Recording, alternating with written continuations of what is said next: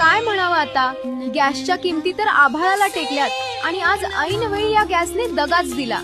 या मोठ्या लोकांना बघितलं का मित्रांनो, गॅस गॅस म्हणत सगळे मोठेपणा सांगत होते, पण आज ऐन वेळी त्याच गॅसने दगा दिला.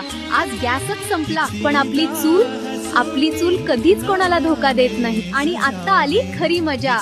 गॅस गॅस म्हणणारे सगळे आज गप्प बसलेत. काच नेटिझे, कारण गॅसने आज दगा दिलाय. गॅसने दिला दगा, चुलीची माया बघा.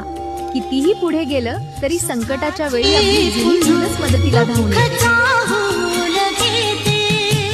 आमचे हात अजून राबतात, यावरच आमचा संसार टिकून आहे. बघा मित्रांनो, आज गॅसने दगा दिला तरी काळजी नाही.